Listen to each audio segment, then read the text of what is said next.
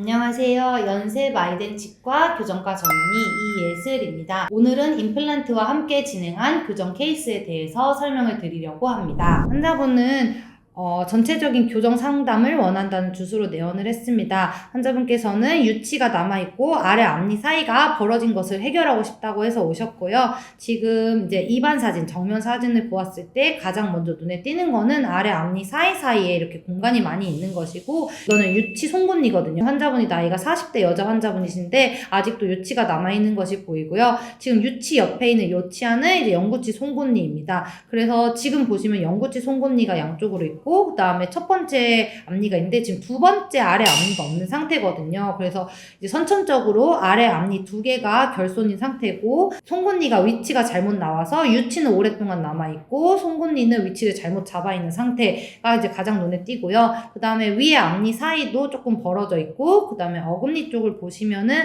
보통은 항상 위에 있는 이가 아래에 있는 이보다 바깥쪽으로 위치해 있어야 되는데 오히려 아래쪽이 더 넓고 위쪽이 더 좁은 교차규합, 양쪽 어금니 쪽에 교차규합이 있는 것을 확인해 볼 수가 있습니다. 이제 초진 파노라마 방사선 사진을 보면요, 두 번째 아래 앞니가 둘 다 결손된 상태고, 그렇기 때문에 아래 앞니 사이가 많이 벌어져 있었고요. 아래 유치 송곳니는 오랫동안 남아있는 상태였고, 그 다음에 사랑니가 하나 있는 상태였습니다. 지금 환자분의 잇몸 상태는 전체적으로 약간씩 잇몸 퇴축이 있었지만 특히나 아래 앞니 쪽에 잇몸이 조금 내려가 있는 상태였고, 그래서 이 부분을 특히 주의해서 교정을 진행해야 된다고 생각을 했습니다. 옆모습과 앞모습 방사선 사진을 보시면 옆모습 상에서 지금 우선적으로 눈에 띄는 거는 위턱보다는 아래턱이 조금 더 발달했고, 상대적으로 위턱이 좀 발달을 덜한 골격성 3급 부정교합이라고 보실 수가 있고요.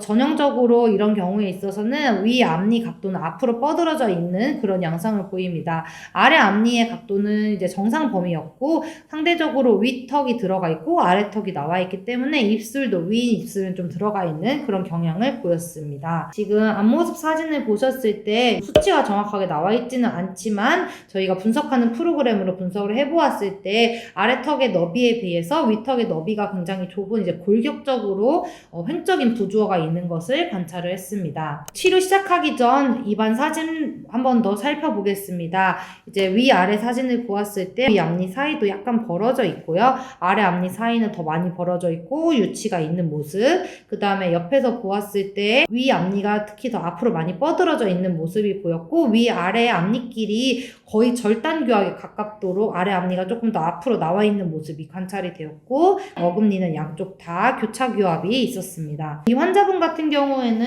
어금니의 교차교합 같은 경우는 이게 원인이 치성이 아니라 골격적으로 원래부터 위턱이 좁고 아래턱이 많이 넓은 편이었는데, 지금 환자분의 연령이나 그 다음에 치료에서 원하는 것들을 고려해봤을 때 어금니의 교합 개선까지는 원하지 않았고요.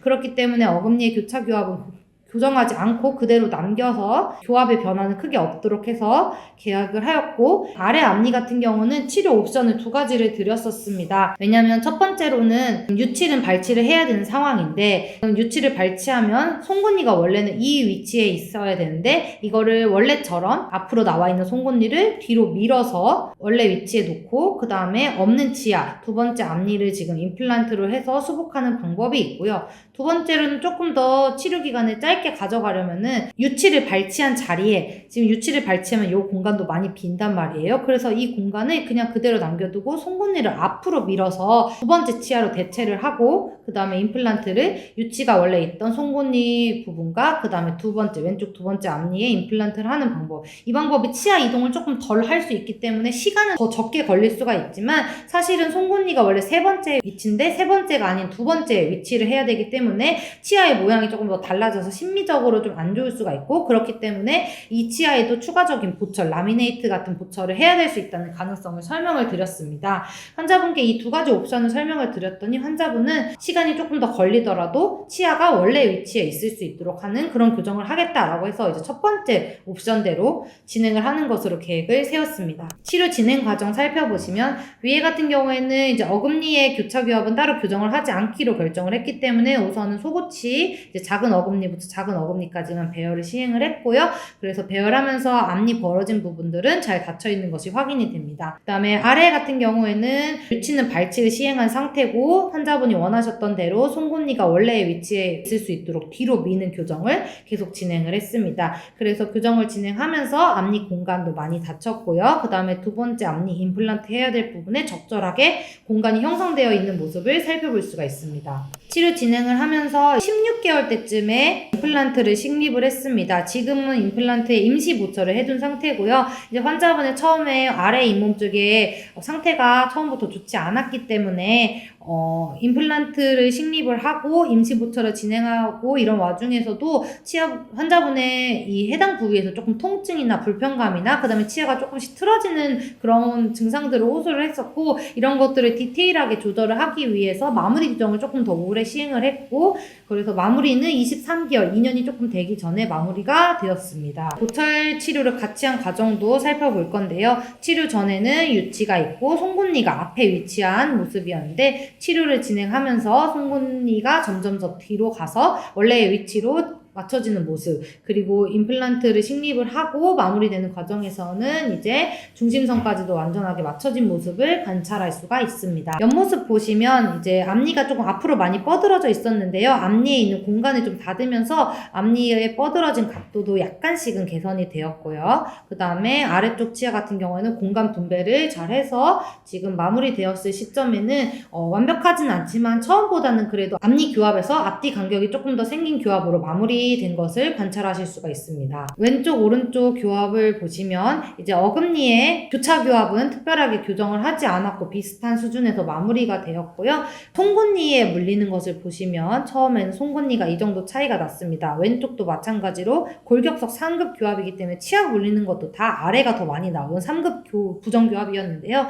송곳니가 이제 지그재그로 점점 더 잘 맞아지면서 치료 마무리되는 시점에는 송곳니 교합도 조금 더 이상적으로 맞아진 것을 확인할 수가 있습니다. 그래서 이제 치료 전과 치료 중간, 치료 마무리를 보셨을 때 치아에 군데군데 벌어진 부분을 모두 닫아서 심미적으로 마무리했고 임플란트까지 완성해서 모두 수복을 마친 모습을 확인을 할 수가 있습니다. 교정 완료된 사진인데요. 이제 아까도 보셨듯이 앞에서 보셨을 때 크게 문제없이 중심선도 잘 맞고 치아 빈 부분도 없고 치아 배열도 가지런하게 마무리가 되었고, 윗니, 아랫니 모두 공간 따로 없이 가지런하게 배열 완료됐고, 옆에서 보셨을 때도 교합에 큰 변화 없이, 그리고 앞니 지금 골격석 상급 교합이지만 앞니 교합도 크게 문제가 없이 적절한 교합으로 마무리된 것을 확인을 하실 수가 있습니다. 교정 전과 교정 후에 교합면 사진을 비교해 보았을 때도 치아가 부분 교정으로 위쪽은 진행을 했지만은 조금 더 대칭적으로 맞아진 모습, 악궁 자체가 약간 비대칭적이었는데 조금 더 좌우 대칭이 맞아진 모습을 확인을 할 수가 있고요.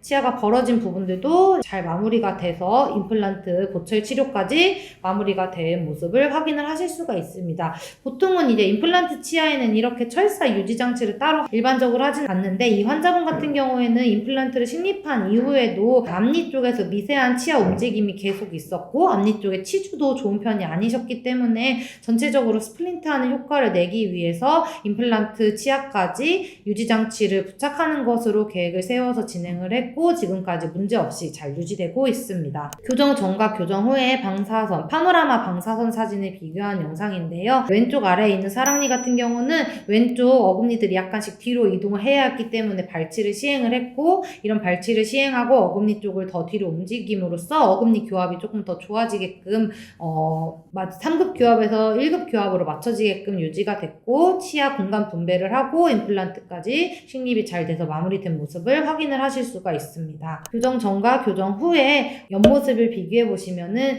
사실은 이제 골격석 3급 부정 교합이 꽤 심한 편이었기 때문에 심미적인 개선도 많이 되면 좋았겠지만은 심미적인 개선은 크게 일어나진 않았고, 이제 아래 입술이 처음보다는 아주 약간 들어간 모습이 관찰이 되고요. 치아 각도는 윗니 치아 각도가 더 뻗어지지 않게 비슷하거나 약간 더 나아진 수준에서 마무리가 된 것을 확인을 하실 수가 있습니다. 이상으로 케이스 설명을 마쳤습니다. 이전에 설명드린 보철과 부분 교정을 함께 진행한 환자 케이스와 마찬가지로 이 환자분에 있어서도 결손된 치아를 임플란트 보철로 대체를 하면서 교정 치료를 함께 해야 했던 케이스이고요. 이런 환자분에 있어서 임플란트를 바로 하지 않고 교정이 필요했던 이유는 지금 처음에 봤을 때 아래 두 번째 앞니 좌우로 없었는데 두 번째 앞니를 지금 바로 임플란트를 식립하기에는 공간이 부족했고, 그리고 또 다른 쪽에는 오히려 공간이 남아 있어서 이 공간들을 적절하게 분배를 해야만 올바른 위치에 올바른 크기의 임플란트를 식립해서 그거에 맞게 심미적인 보철, 심미적이고 기능적으로도 적절한 보철을 할 수가 있기 때문에 교정을 먼저 시행을 해야 했던 케이스고요. 반대로 만약에 임플란트가 원래 먼저 있던 환자분에게서 나중에 교정을 한다고 하면 임플란트를 한번 식립하면 위치가 변경할 수가 없기 때문에 그 자리에서 고정이거든요. 임플란트를 내가 임의적으로 빼거나, 그러니까 의사가 인위적으로 임의적으로 빼거나, 아니면 임플란트에 문제가 생겨서 빠지거나 그러지 않는 이상 임플란트가 뼈 안에 있으면서 치아처럼 이렇게 이동을 하는 경우는 없기 때문에 만약에 임플란트도 필요하고 교정도 필요한 케이스라면 무조건 이제 교정을 먼저 시행을 해서 임플란트를 하기에 적절한 공간과 위치를 형성을 한 다음에 임플란트를 식립하는 거라고 알고 계시면 좋을 것 같고요. 그래서 이제 환자분께서 본인이 임플란트를 해야 되는 케이스라고 판단이 되시거나 아니면 병원에서 그렇게 진단을 받으셨다면 혹시 교정이 필요한 상황은 아닌지 한번 더 확인을 해보시는 게 좋을 것 같고, 만약에 교정을 고민하시던 차에 임플란트를 해야 되는 상황이 오면 임플란트를 하게 되면 교정은 하기가 굉장히 어려울 수 있다. 그러면 교정에 대해서 조금 더 적극적으로 고민을 해야겠다라고 생각을 해주시는 게 좋을 것 같습니다. 오늘은 이상으로 케이스 설명 마치도록 하겠습니다. 감사합니다.